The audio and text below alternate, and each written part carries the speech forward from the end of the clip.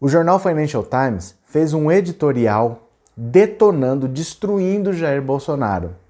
Falou o que a gente já sabe, né? Mas uma coisa é eu saber, uma coisa é você saber, outra coisa é o Financial Times falar isso para o mercado financeiro, para os grandes empresários, para quem tem dinheiro, para quem manda.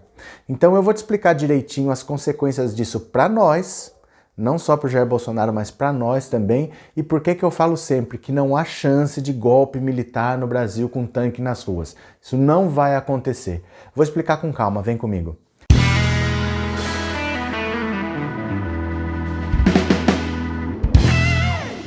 Olá meus amigos, tudo bem com vocês? Que bom que vocês voltaram. Se é a sua primeira vez, seja muito bem-vindo, muito bem-vinda. Meu nome é Roberto Cardoso.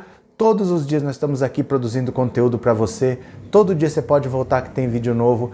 Tem live todos os dias. Hoje mesmo às 19 horas, volte que a gente vai conversar. Todos os dias às 19 horas tem uma live. E eu só te peço para você se inscrever no canal. Tá? Você dá um cliquezinho, é rapidinho, não te custa nada. Ajuda demais o nosso trabalho. Então, por favor, você dá um clique, você se inscreve no canal, que ajuda demais, tá bom? E se você ainda quiser contribuir com o canal, você pode se tornar membro por R$ 7,99, mas aí já fica a seu critério, certo? Então, olha, o jornal Financial Times é uma das publicações mais importantes do mundo. É um jornal inglês, né? Especializado em economia, especializado em finanças. E assim, não é que ele fala para mim, não é que ele fala para você. Qualquer um de nós pode ler o Financial Times, mas ele fala diretamente com quem tem dinheiro, com o mercado financeiro, com os empresários, com quem manda. Sabe quando tem uma eleição que você fala quem está bancando, quem está pondo dinheiro? É com esse cara que o Financial Times fala. E ele fez um editorial detonando o Bolsonaro. Detonando. Primeiro porque não é uma reportagem, não é um repórter que escreveu, é um editorial. Editorial é a opinião oficial do jornal. Então, o que o jornal acha? O que o Financial Times acha? Não é um repórter que disse aquilo, é o Financial Times oficialmente. Nós achamos isso. E eles disseram assim no editorial, que o Brasil está à beira de uma ruptura institucional, que Bolsonaro tem claras intenções antidemocráticas, que as instituições brasileiras ainda estão resistindo, mas que não se pode ignorar o fato de que na América Latina uma grande democracia está correndo risco. Isso é destruidor para o Brasil, não só para o Bolsonaro. Não é só para ele que é ruim. Isso é ruim para nós. Pelo seguinte, quando você fala que uma grande democracia está correndo risco por causa de um governante, o que você está dizendo para esse investidor? Que é para quem eles falam prioritariamente. Eles estão falando assim, olha, se você tem dinheiro, vamos dizer que você tem $1 bilhão aí para investir, você é um magnata. Se você tem dinheiro, você pode investir na China, você pode investir na Índia, você pode investir no país que você quiser, ou você pode investir no Brasil. Se você quiser investir no Brasil, pense duas vezes, porque tem um governante lá que está querendo mudar tudo do dia para a noite. Sabe o que você acha que é o Brasil? Ele quer virar tudo pelo avesso. Então você vai pôr o seu dinheiro lá e você não tem garantia nenhuma do que vai ser o Brasil amanhã. Esse que é o recado. Então, para nós, o terrível desse editorial do Financial Times é que ele está falando para os empresários, para as pessoas que tomam decisões, para as pessoas que têm dinheiro, que o Brasil hoje é um grande risco. Porque quando você tem um presidente que fala assim, eu quero dar um golpe militar, eu quero fechar o STF, eu quero fechar o Congresso, primeira coisa, não pode, né? Você tem uma Constituição que proíbe isso tudo. Artigo 1º da Constituição fala, a República Federativa do Brasil é um Estado democrático. Isso é uma cláusula pétrea que não pode ser mudada. Então, assim, você pode mudar quase tudo na Constituição. As cláusulas pétreas nunca podem ser mudadas. Não dá para fazer PEC, não dá para fazer nada. Não dá para mudar. A única chance do Brasil deixar de ser uma democracia para ter um regime autoritário é você rasgar a Constituição. Então, você precisa rasgar essa Constituição e fazer outra. Porque essa Constituição não permite essa mudança. Não dá para não ser uma democracia.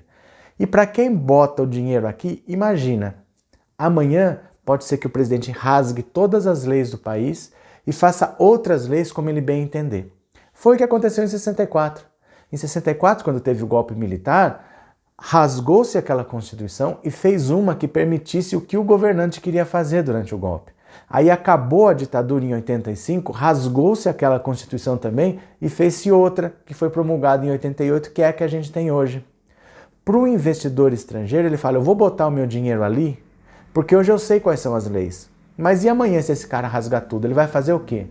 Ninguém sabe. Então você vai pôr o seu dinheiro ali, você não sabe. E depois vai rasgar de novo. Grandes empresas trabalham assim, ó, planejamento estratégico. Elas olham no longo prazo. Sabe esse celular seu Xiaomi aí que você está assistindo esse vídeo? E vamos dar um exemplo assim, ó. A Xiaomi saiu lá da China e falou assim, eu estou vendendo muito celular para o Brasil, eu não quero só exportar para o Brasil, eu vou produzir lá. Então ela vem e vai querer abrir uma fábrica aqui. Ela pensa assim, eu vou abrir uma fábrica em tal lugar, vou contratar tantos funcionários, quero vender tantos aparelhos num primeiro ano, num terceiro ano eu vou querer abrir uma segunda fábrica, vou querer exportar para a América Latina, não a partir da China, mas a partir do Brasil. Depois de 5 anos eu quero abrir uma fábrica no México. Então essas empresas, elas trabalham assim com longo prazo. Elas querem saber daqui 10 anos onde que eu vou estar, daqui 20 anos onde que eu vou estar. E os países se comunicam. Se ela vier produzir no Brasil, ela quer exportar para a Argentina, para o Paraguai, para Costa Rica, para o México. Então você não pode ter um país que vai mudar as regras do nada. Você entende isso? Para você como investidor, você quer saber quais são as regras em todos os países. Porque se no Brasil tiver a menor chance dela não saber o que vai acontecer daqui 5 anos, ela investe na China mesmo. Ou ela investe na Índia, que é ali do lado para eles, ou ela manda produzir na Indonésia, nas Filipinas, e tudo bem, ela não precisa vir para cá. Então, para nós, o ruim disso tudo é, nós não vamos ter aqueles investimentos, lembra? Se fizer a reforma trabalhista, os investidores virão. Eles só estão esperando a reforma da Previdência para investir no Brasil. Mentira, onde é que eles estão? Eles não vieram e não virão, porque eles não confiam no governo. Eles não confiam que vão pôr o dinheiro aqui e vão ter retorno. Imagina você, por exemplo, ter um problema. Você tem um problema qualquer, você é uma empresa que está tendo um problema. O que você faz? Você vai para a justiça. Você tem um governo que está falando em fechar a Suprema Corte. Como assim você vai fechar a justiça? Quer dizer, eu estou aqui na China, eu vou botar meu dinheiro lá do outro lado do mundo e se eu tiver um problema eu não tenho justiça para recorrer. Então você percebe que para nós, esses investidores não virão enquanto você tiver essa possibilidade de ter golpe. E aí, meu caro, se os investidores não virão, nós podemos ficar sem o nosso emprego que esse investidor ia gerar. Mas quem tem grana perde a oportunidade de fazer negócios, né? Porque a Xiaomi fabrica celular. Se ela tiver que construir uma fábrica aqui, alguma construtora vai ter que construir. Né? Alguém vai fazer esse serviço de construir. Alguém vai fornecer matéria-prima. Alguém vai fornecer esses trabalhadores que vão ter que ser treinados. Um monte de gente vai ganhar dinheiro em volta. Mas se ela pegar esse bilhãozinho dela e levar para outro lugar, acabou. Então, mexe com quem tem dinheiro. Mexe com quem ganharia muito com investimento estrangeiro. E aí, esse pessoal sabe que não pode ter golpe. Esse pessoal sabe que a economia hoje tem que ter regras iguais em todos os países. Desde os anos 80 para cá, nós estamos vivendo o que se chama de globalização. A globalização é, a Nike, por exemplo, ela não tem uma única fábrica de tênis. Ela não fabrica tênis, ela projeta os tênis, ela cria o design, todo o projeto, e ela manda fabricar na China, ela manda fabricar na Indonésia, ela manda fabricar na Malásia, ela não tem uma fábrica própria. Então ela quer criar o tênis nos Estados Unidos, fabricar na Indonésia, vender na Europa, vender na América Latina. As regras têm que ser únicas. As fronteiras têm que ser derrubadas. Você tem que ter livre trânsito. Isso é o que se chama globalização. É completamente diferente do cenário dos anos 60, onde você tinha bloco capitalista, Estados Unidos, bloco socialista, União Soviética. Aqui a União Soviética fazia o que bem entendia na zona de influência dela. E aqui os Estados Unidos faziam o que queriam na zona de influência deles. Não era o Brasil que era uma ditadura militar. Não foram os militares brasileiros que inventaram isso. Sabe por quê? Porque a Argentina também era uma ditadura, porque o Paraguai também era, porque o Chile também era. Então isso não é coincidência. Era um movimento internacional de alinhamento que obrigava esses países a estar nessa área de influência. Todo mundo que era considerado quintal dos Estados Unidos era uma ditadura militar. E do lado soviético, todo mundo teve que aderir ao sistema socialista, seguindo as regras da União Soviética. Esse mundo não existe mais. Não existe mais. Hoje, o que a gente tem é o que a gente vê o Paulo Guedes fazendo, é o neoliberalismo. Neoliberalismo é deixa acontecer sem regras, deixa acontecer, o mercado se vira. A gente já viu que isso não dá certo. Mas o fato da gente ter um governo que quer ser neoliberal, isso significa nós não vamos interferir, nós não vamos fechar as fronteiras. Hoje o mundo é muito mais neoliberal do que autoritário. Nós não queremos ter um governante que mude as regras do dia para a noite. Então é ruim para nós, porque vai espantar os investidores, mas é pior ainda para o Bolsonaro.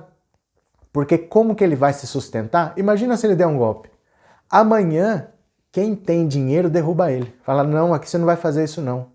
Tá? No dia seguinte que ele desse esse golpe, o Brasil estaria suspenso do Mercosul.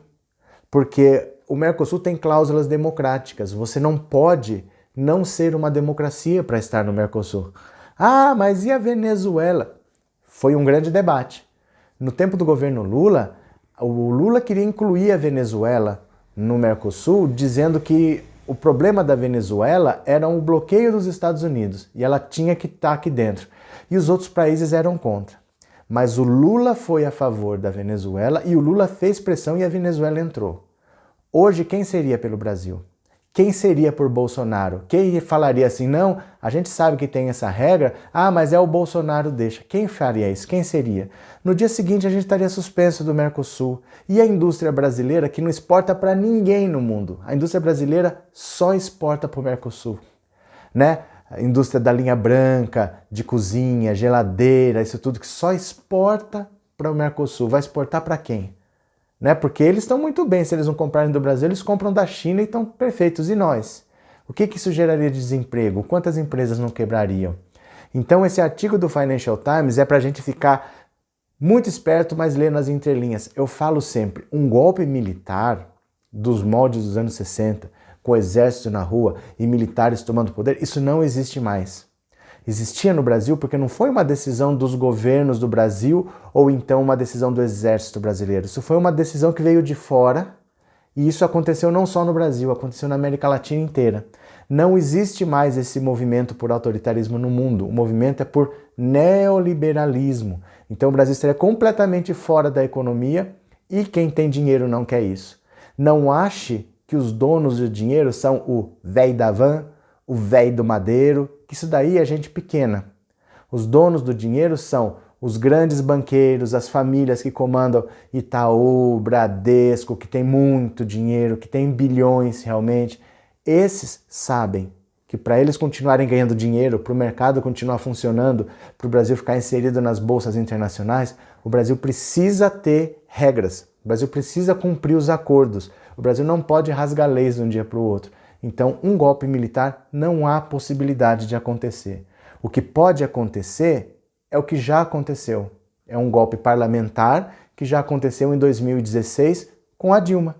É esse o tipo de golpe que pode acontecer, mas já aconteceu. Foi para tirar um governo de esquerda e botar um governo de direita lá. Agora, ter um golpe para pegar um governo de direita e transformar ele na ultradireita autoritária, impossível. Tá? Os tempos são outros, graças a Deus.